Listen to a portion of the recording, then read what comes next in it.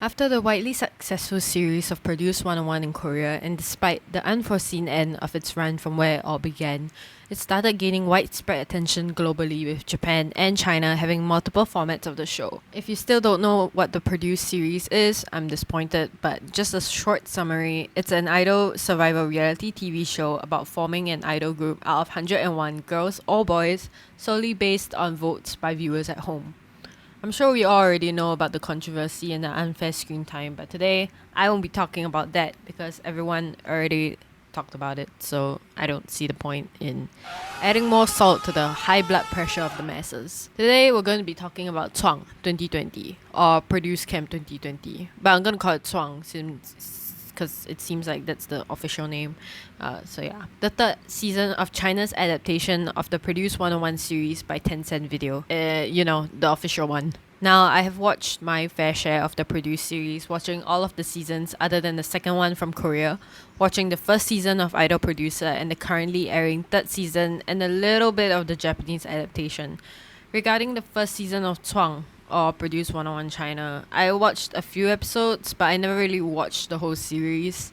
Currently, Chuang 2020 is still airing, hence do take note I will only be talking up to episode 3, part 1, since that's where I watched it till. Don't question it. I really do not have 3 hours to spare. Since Chuang 2020 aired, it seemed the most different compared to its predecessors, adapting the format of 101 participants but only 7 members debuting, compared to the original 11 with the exception of 9 in Idol Producer and 12 in Produce 48. The reason for this I have no idea, but the ratio is severely less, which kind of sucks for the trainees. The trainees are sorted into 3 different categories: the top 7, the middle, and the bench warmers. Yes, I'm not kidding, they're called bench warmers. This isn't a baseball match. I have no idea why they're called the bench warmers. The top 7 are first decided based on the individuals, 4 for dance, and 3 for vocals. They threw rap out of the top 7 because they're trying to make the perfect girl group, okay? And you know what? Girls don't rap. What the fuck? If you're a girl group member trying to rap, get the fuck out of here, because girls, we all know they can rap. If they're chosen for the top 7, the individual and the whole group gets to go out to the top class together. This doesn't make any sense to me. It isn't fair to the other trainees that the whole team gets to go up when the individual was the one who broke her back carrying the whole team. The mentors had a choice of whether they wanted to start off with group performances or individual performances, and they chose individual. Wouldn't it be easier to just judge their group performances first and get the feel of the overall group before you get to know them better individually? It shows that they were clearly trying to pick favorites from the crowd early on in the series to get you to like them. Compared to the other produced series doing this subtly, they straight up shoved it in your face to support these few people. The produced series already has such a bad track record of biasness and unfair screen time, but this is just bad. After the end of the individual performances, trainees who weren't selected to the top class become bench warmers. They are given the opportunity to challenge the groups in the top class and claim a seat on the top 7. See, this is where things slowly go downhill. The format of Produce, despite it being a competition, gave every trainee a chance to perform. The trainees shouldn't be fighting for a chance to be on that stage. They were fighting for screen time, a chance to show voters at home their talent. What makes it worse is that the trainees themselves weren't given a sort of standard for them to reconsider where their skills were at. Previous show runnings classify everyone from A to F, setting an example of where everyone should aim for. But in this show, it's so vague, because people were judged through competition, which leads me to my next point: the mentors. Mentors throughout all the produced seasons have been rather similar in terms of judging the skills of the trainees. Now, I'm not a mentor myself because I'm just a dumbass sitting on this chair talking about this stupid show.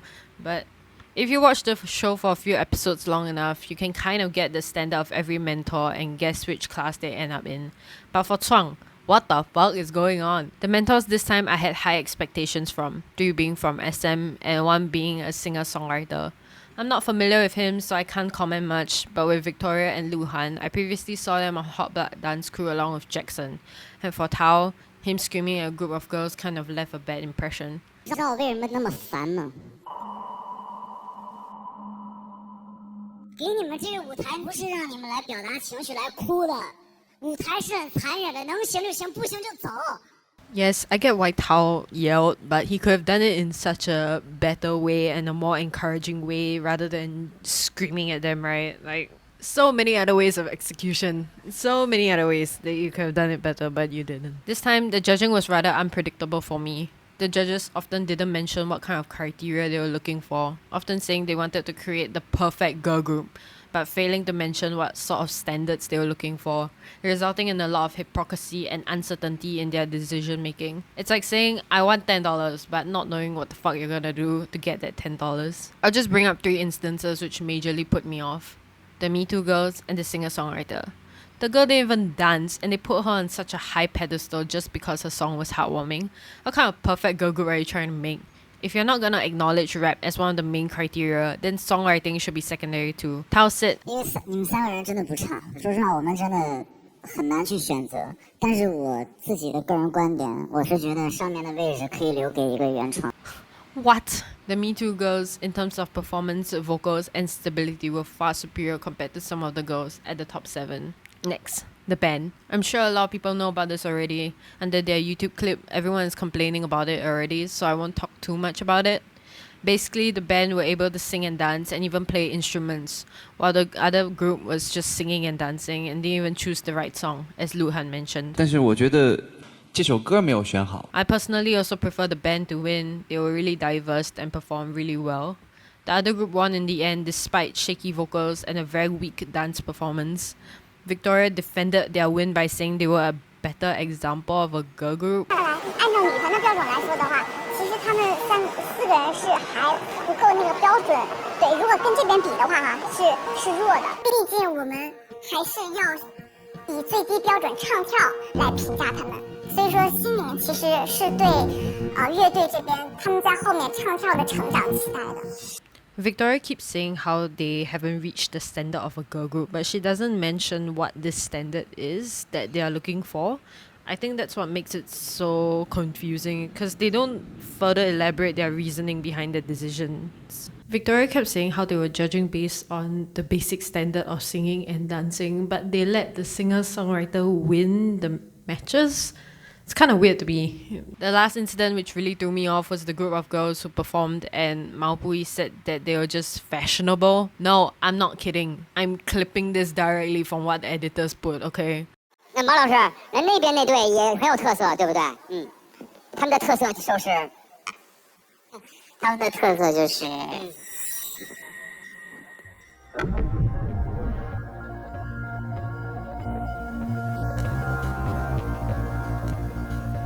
很时尚。 At least say something about their performance. Where did they go wrong? How can they improve? They just straight up ignored them and didn't say anything. Like, what? You're here as a teacher figure to these girls. I think it's important that you point out their mistakes so that they can learn and further improve themselves. It's like when you have a problem and you just keep getting the wrong answer. However, once someone points out your problem, then you can correct it and get the right answer. They did it with another group too, who competed with Joyce Chu, who ended up winning the battle also because of her singer-songwriter abilities and her vocals.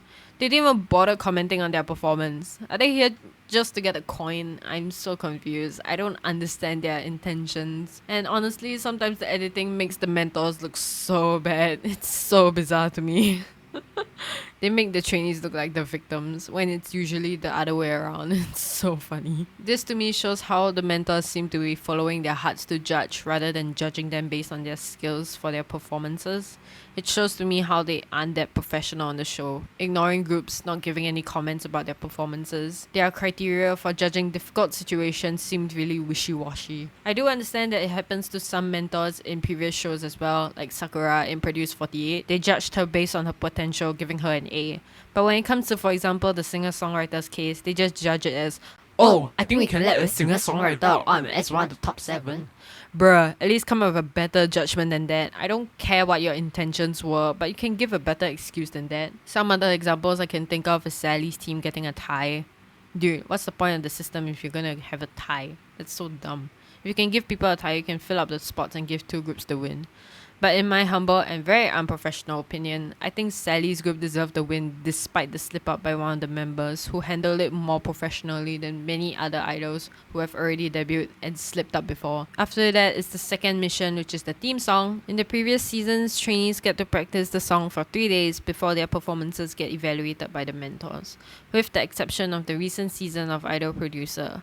trainees were given 15 days instead of 3 due to the complications of the virus. After the group battles, the priority trainees will be given 1 day to practice for the theme song. For reserve trainees who won the group battle get 3 days, and the back trainees get 5 days to practice for the song. Now, trainees are given the chance to choose how many days they want to practice for the theme song. Why would you assign the number of days the trainees have to practice for if you're gonna give them the ability to choose? Then it won't matter who's in the reserve group or the back group, right? It's not like there's any consequences to practice the song for 3 days or 5 days. Initially, I thought that the less days you practice, the more screen time you get to be in the MV. But it seemed like you just don't pass the assessment. Then you don't get to be in the MV and end up being bench warmers. Then what's the point of splitting everyone into reserve or back groups? The producer basically said, fuck everybody else who is in the back and reserve groups, right? Then there's no point in classifying them as such. It just seemed to me how the producers were making more problems for themselves. So in addition to this, I found a video which recorded the amount of screen time which everyone had. And Zhang Yifan, who is in the back group, had more screen time than priority trainees, dude. What? That doesn't make any sense. I'll link the full video in the description box so you can go and watch that if you want. Lastly is the most recent episode, which is the team battle. The mentors are split into 2 groups, Tao and Lu Han's group, and Victoria and Mao Puyi's group. The trainees are then chosen to be in the group by drawing lots. They're given 2 groups of songs to choose from, and they chose the song through a game of tug of war. This show really loves to exercise, huh? After the infamous dash and fall, they had to bring something back. I don't have much of an issue with this whole battle thing other than the fact that the judges were the winners of the previous seasons and Chris Wu. It feels weird to me because they just debuted for a year or 2 and they're judging them. It's like asking ICE1 to judge Produce X101 or asking 9% to judge the girls in the now airing Idol Producer. You can bring up the argument about how Kyu-gyung and Chen Xia were given flack for being one of the mentors in Idol Producer Season 1 as they too just debuted in the industry. But I feel like this case is different because they were there to give advice and mentor them, not judging them and deciding who wins the competition. Also, it's quite funny how the show suddenly became a merge of The Voice and Produce. How the mentors were competing with each other and how their prides were on the line and everything. And the mentors aren't great MCs. They constantly just read off the cue cards and was so awkward when introducing segments and stuff. It's just my opinion. I have nothing to back myself of this, so yeah. In this episode, we see the mentors give more advice to the trainees, more specifically Tao. We also got this whole segment of the SM lawsuits. I mean, XOM. Yep, sorry. Oops. I don't know why this whole segment is a thing. I get the producers were trying to bring in the XOLs into this and show their chemistry together, you know, after that whole fiasco. But there were so many other ways you could have done this instead of just having a sit-in session with the boys. You could have had a sit-down session with the trainees and share your experiences with them so that they can learn, you know, and become better idols. What a wasted opportunity. Lastly, this is also one of the highest budgeted produced shows ever. They have stages that move and their dorms are in castles with a whole amusement park. Shit is straight out from Disneyland, dude. Even though it's so high budget, some of the stages look really inconsistent. Like, this stage looks so plain and their outfits look really basic compared to this group. So, who's planning the budgets? I need to speak to you. Please email me. I really need to know how you're planning your shit, dude. This is me just being nitpicky, but the consistency is so weird. Lastly, I also found a thread on Reddit comparing Produce Camp and Youth With You, who is currently almost ending its run. Many mentioned how the trainees weren't getting as much screen time as the mentors. I do agree. The mentors have a 5 to 10 minutes of performances in the beginning as well. The mentors also kept making the girls battle each other, further pushing this competitive atmosphere of each other. I agree with this point as well. It feels like they're trying to push for a rival type of competition rather than a friendly one. The differences between the trainees were also brought up. Trainees on Youth With You seem more talented and genuine with broad stage experience and had a stronger bond among each other, whereas trainees on Produce Camp seem to lack stage presence and look mediocre compared to the unique looks on Youth With You. I do agree with many of these points as I've previously mentioned, but it's still rather early on to tell as Youth With You is nearing the end of its run. I'll link the whole thread in the description box so you can go read it if you like. Despite the show trying to spice things up and making their show more unique compared to its predecessors, I don't think it's working in their favor due to the unclear goals of the show, the inconsistency and unprofessionalism of the mentors, and the mediocrity of the trainees. I'm probably not gonna continue watching this, but I'll check up on the ratings every once in a while. If I have nothing better to do, I'll watch it, I guess. I also feel like this whole show is just like a competition of who's the best girl group. It's not really a show about forming the best girl group like all the other produced shows. So I'm really confused as to what is going on with this show and where it's gonna go with all the battles and everything that we've seen so far. So yeah, that's it. Thank you for watching. And what do you think of Chuang 2020? I don't like it. I don't know if you liked it. Who's your favorite trainee? I won't say who's my favorite trainee because I'm gonna get a lot of flack for this video probably. Thank you for watching and I'll see you guys next time. Bye.